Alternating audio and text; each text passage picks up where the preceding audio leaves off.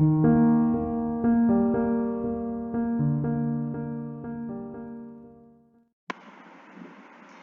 Everyone, welcome to my channel. पिछली videos में हमने डिस्कस किया था अकाउंट्स के सेकंड चैप्टर यानी कि फाइनेंशियल स्टेटमेंट एनालिसिस के बारे में। तो हमने यूजेस तक डिस्कस कर लिया था। तो आज हम डिस्कस करने वाले हैं limitation of financial statement analysis. Financial statement analysis कहते हैं कि इग्नोर करता है क्वालिटेटिव एस्पेक्ट, यानी कि फाइनेंशियल स्टेटमेंट का क्या लिमिटेशन, क्या ड्रॉबैक्स है। इसका ये ड्रॉबैक है कि ये जो क्वालिटेटिव एस्पेक्ट्स है, जैसे कि quality of management, labour force, public relations क्या है एक कंपनी के, एक इंटरप्राइज के, ये सारे जो फैक्ट है वो इग्नोर करता है। ये सिर्फ किसके ऊपर फोकस करता है, जस्ट क्वांटिटेटिव फैक्ट कि इसकी क्या क्वांटिटी है, इसके क्या अमाउंट्स है। जो न्यूमरल्स होते हैं ये सिर्फ उसके बारे में बताता है, क्वालिटी के बारे में नहीं बताता।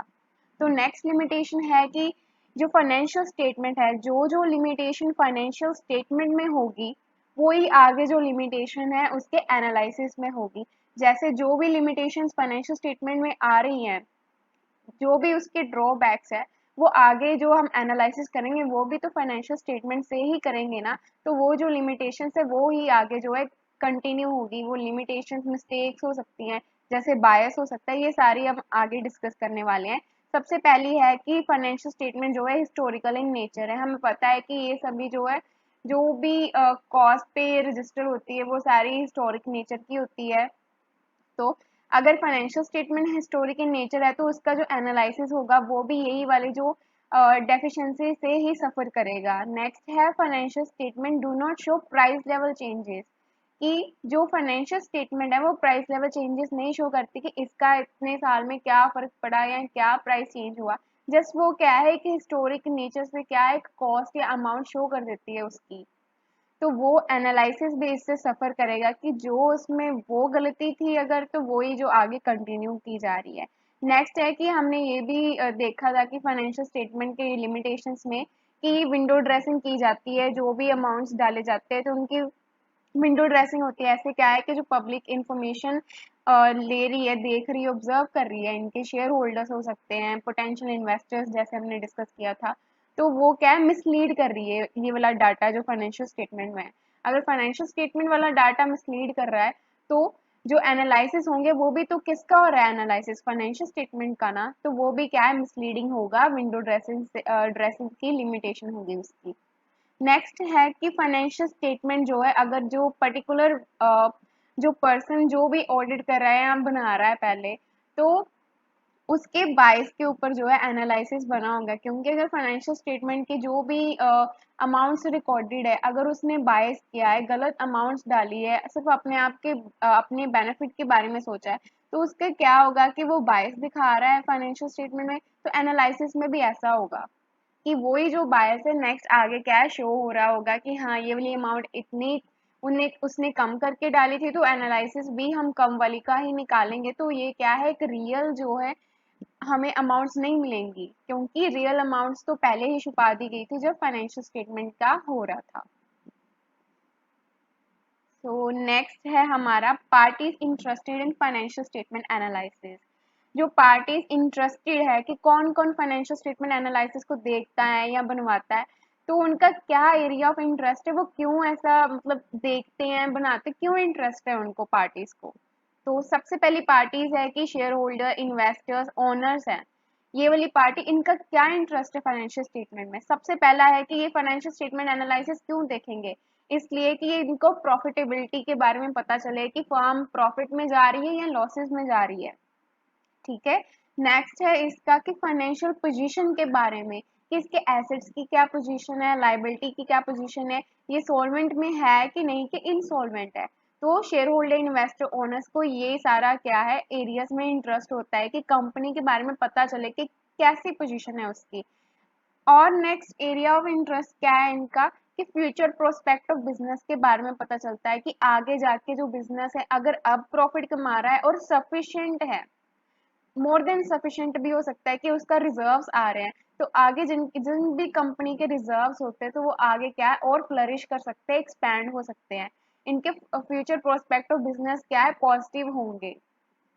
नेक्स्ट है मैनेजमेंट। मैनेजमेंट को किस एरियाज में होता है इंटरेस्ट? सबसे पहले है कि short term long term solvency, कि ये सॉल्वेंट है अपनी इंटरप्राइज की नहीं, इसके बारे में। नेक्स्ट है कि लाइबिलिटी ऑफ कंसर्न, कितनी इस कंपनी की पर्टिकुलर कंपनी की कितनी लाइबिलिटी है और हमने कितनी पे ऑफ करनी है विद इन 1 ईयर। तो ये इनका क्या है, मेन कंसर्न रहता है कि जितनी लाइबिलिटी हमने ली है, हमारे पास है, तो उसको कैसे सेटल करना है।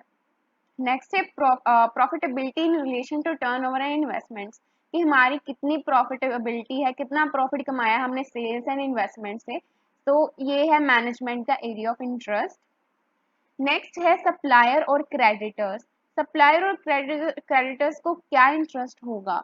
सबसे पहले है कि फाइनेंशियल पोजीशन के बारे में, कि कंपनी किस पोजीशन पे है, उसके एसेट्स कितने हैं, लाइबिलिटीज कितनी है। नेक्स्ट है कि प्रॉफिट में है कि नहीं। अगर सप्लायर है, उसने हमें सामान देना, तो वो ये देखेगा ना कि कंपनी प्रॉफिट में जा रही है कि नहीं। अगर लॉसेस में जा रही है, तो वो सप्लायर को हम पैसे कैसे देंगे, तो वो यही सोचेगा ना, ये ना हो कि मेरे बैड डेट्स बन जाए, इस कंपनी को मैंने सामान ही नहीं देना।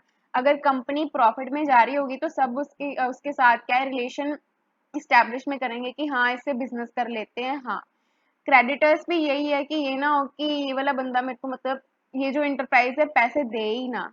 तो इससे अच्छा है कि मैं इसका क्या है, पहले फाइनेंशियल स्टेटमेंट एनालिसिस देख लूँ कि हाँ, ये सॉल्वेंट है, लिक्विड पोजीशन में है कि नहीं। सो नेक्स्ट पार्टी है बैंकर्स एंड लैंडर्स। ये सेम क्रेडिटर्स एंड सप्लायर्स के जैसे ही है, कि फाइनेंशियल पोजीशन देखती है, प्रॉफिटेबिलिटी देखती है, and long term and short term solvency देखती है कि हाँ, इसके ये सॉल्वेंट है कि नहीं, इसके पास कैसे एसेट्स हैं, लिक्विड है या नॉन करंट है, ये पे करने के लिए यूज कर सकता है कि नहीं। Next party is employees and trade union. तो इनका area of interest financial statement analysis में क्या होता है, कि प्रॉफिट कितना है फर्म का देखना, कि प्रॉफिट कितना कमा रही है, हमें उनकी उसके अकॉर्डिंगली सैलरी मिल रही है कि नहीं। अगर इस साल कंपनी का प्रॉफिट इंक्रीज हुआ है, तो उसके अकॉर्डिंगली उनके पर्क्स जो सैलरीज है वो भी इंक्रीज होनी चाहिए। तो इनका क्या है, ये एरिया ऑफ इंटरेस्ट रहता है। नेक्स्ट है गवर्नमेंट एंड एजेंसीज। गवर्नमेंट का मेन क्या होता है कंसर्न, कि अगर ये इंटरप्राइज है प्रॉफिट में जा रही है, तो उसके अकॉर्डिंगली क्या है, इसको टैक्स भी देना चाहिए। तो गवर्नमेंट यही देखेगी कि ये वाली जो फर्म्स है पर्टिकुलर, ये क्या है, प्रॉफिट में जा रही हैं, तो उसके अकॉर्डिंगली टैक्स टैक्स दे रही है कि नहीं। तो वो फिर क्या है, फाइनेंशियल स्टेटमेंट एनालिसिस देखेंगे कंपनी का, कि कितना प्रॉफिट हुआ है और उसके रिगार्डिंग कितना टैक्स दिया है, टैक्स इवेजन तो नहीं हुआ। तो ये सारे उनके गवर्नमेंट के क्या है, कंसर्न रहते हैं। और एजेंसी, गवर्नमेंट एंड एजेंसी का ये भी रहता है कि कंपनी ग्रोथ कर रही है कि नहीं। अगर ग्रोथ कर रही है, तो वो क्या है, कंसेशंस कम देंगे, क्योंकि कंपनी तो वैसे फ्लरिश कर रही है ना विदाउट एनी सपोर्ट। तो गवर्नमेंट क्या है, थोड़ा कम कर देगी, रिस्ट्रिक्ट कर देगी, कि बाकियों को भी चांस मिले एक बिजनेस में आने का, इकल्ली एक कंपनी नहीं सारे जो बेनिफिट्स कर रही है। नेक्स्ट है रिसर्चर्स। तो रिसर्चर्स का क्या एरिया ऑफ इंटरेस्ट है? सबसे पहले की प्रॉफिटेबिलिटी। अगर वो रिसर्च कर रहे हैं, रिसर्च क्या कंपनी के ऊपर कर रहे हैं ना, तो वो क्या देखेंगे एनालिसिस में, कि इसका कितना प्रॉफिट है, और प्रॉफिट के रिगार्डिंग इसकी क्या ग्रोथ हो रही है कि नहीं। अगर ग्रोथ होगी, ग्रोथ क्या होती है, ग्रोथ होती है कि अगर एक कंपनी का एक ऑपरेशन था, एक कंपनी जैसे कॉस्मेटिक की कंपनी थी, सिर्फ पहले क्या है, एक फाउंडेशन बना रही थी। अगर उसके क्या प्रॉफिट आए, तो उसने क्या है, अपनी ब्रांचेस और प्रोडक्ट्स और इंक्रीज कर लिए। सिंगल लाइन प्रोडक्ट था, उसने क्या है, मल्टी लाइन प्रोडक्ट्स मैन्युफैक्चर करने स्टार्ट कर दिया, लिपस्टिक भी बना ली उसने, कंसीलर बना लिया, ये वो बना लिया। तो वो सारे क्या है, कि लाइंस ऑफ प्रोडक्ट क्या इंक्रीज हो रहे हैं, यानी कि इसकी क्या ग्रोथ एंड एक्सपेंशन हो रही है एक बिजनेस की। तो ये रिसर्चर्स का यही काम है कि देखना कि हाँ, कि इसके अकॉर्डिंगली ये वाला चीज था, तो इसका क्या इम्पैक्ट पड़ा, इसका पॉजिटिव इम्पैक्ट है या नेगेटिव है। अगर नेगेटिव है, तो वो वाली जो पॉलिसी हटा देंगे और न्यू पॉलिसी इंट्रोड्यूस करेंगे।